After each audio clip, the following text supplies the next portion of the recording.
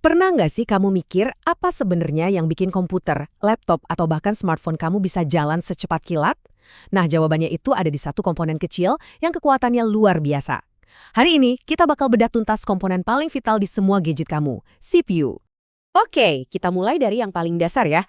Cara paling gampang buat ngertiin CPU itu adalah dengan menganggapnya sebagai otak dari komputer. Serius, analogi ini pas banget dan bahkan jadi panduan kita selama pembahasan ini. Jadi, apa sih CPU itu? CPU, atau Central Processing Unit, itu intinya adalah pusat komando. Semua perintah masuk ke dia yang ngitung, dan dia juga yang ngatur semua komponen lain dalam sistem. Persis kayak otak kita, yang ngontrol tangan, kaki, dan semuanya, CPU juga gitu, ke komputer.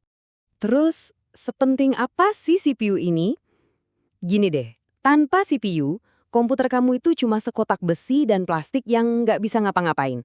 Sama sekali, nggak bisa nyalain Windows, nggak bisa buka Chrome, bahkan nampilin gambar di layar pun nggak bisa. Jadi, ya, ini komponen yang bener-bener wajib ada. Oke, kita udah tahu perannya sebagai otak. Sekarang, yuk kita intip isinya.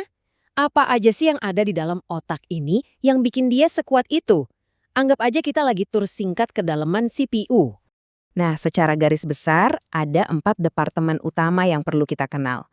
Ada Control Unit, lalu Arithmetic Logic Unit atau ALU, Register, dan Cache Memory. Masing-masing ini punya tugas yang spesifik dan krusial banget. Kita mulai dari yang pertama, Control Unit atau disingkat CU. Anggap aja dia ini semacam manajer proyek atau polisi lalu lintas di dalam CPU. Tugas dia itu ngambil perintah dari memori, terus ngasih tahu bagian-bagian lain di CPU harus ngapain dan kapan harus ngerjainnya. Analogi ini benar-benar pas. Kalau CPU itu ibarat tim, CU ini adalah manajernya. Dia yang mastiin semua bagian kerja barengan dengan sinkron dan efisien. Tanpa si manajer ini, wah bisa kacau balau semuanya. Selanjutnya ada ALU, atau Arithmetic Logic Unit. Nah, ini dia nih kalkulator super canggihnya si otak CPU. Setiap kali komputer kamu butuh ngitung angka, bandingin data, atau ngambil keputusan logis, ALU inilah yang turun tangan ngerjain tugas beratnya. Sekarang kita ke register. Coba bayangin register ini kayak papan tulis super kecil dan super cepat yang ada di dalam CPU. Ini jenis memori paling ngebut. Gunanya buat nyimpen data yang lagi aktif-aktifnya diolah. Nah, ada juga yang namanya cache memory. Ini beda lagi. Cache ini kayak lapisan memori super cepat yang jadi jembatan antara CPU sama memori utama yang lebih lambat, yaitu RAM. Anggap aja cache ini meja kerjanya CPU.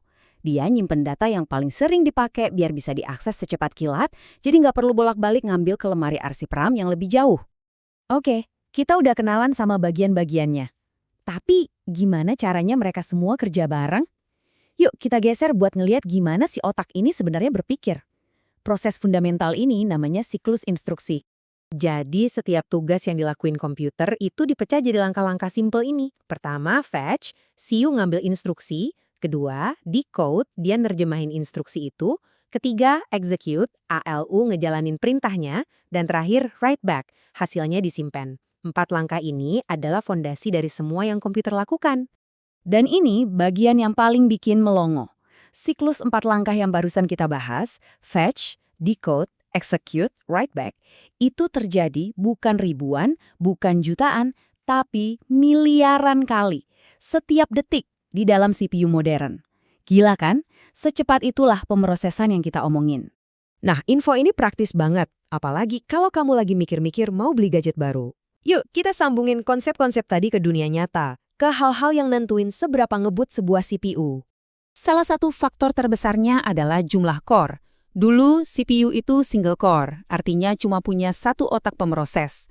Nah, CPU zaman sekarang itu udah multi-core, yang artinya punya beberapa otak yang kerja barengan secara paralel.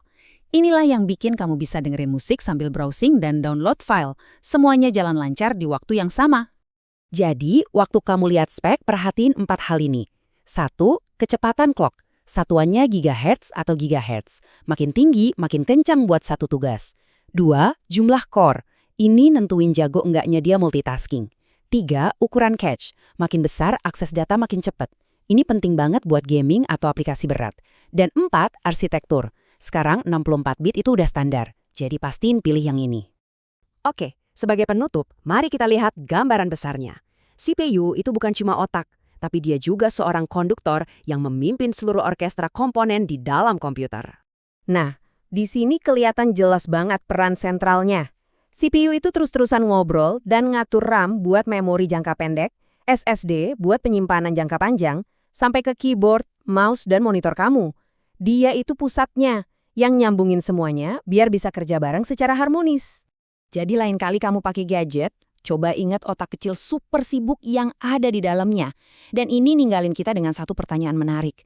Dengan tuntutan AI, virtual reality, dan data yang makin gila-gilaan, kira-kira evolusi macam apa lagi ya yang bakal terjadi pada si otak komputer ini di masa depan?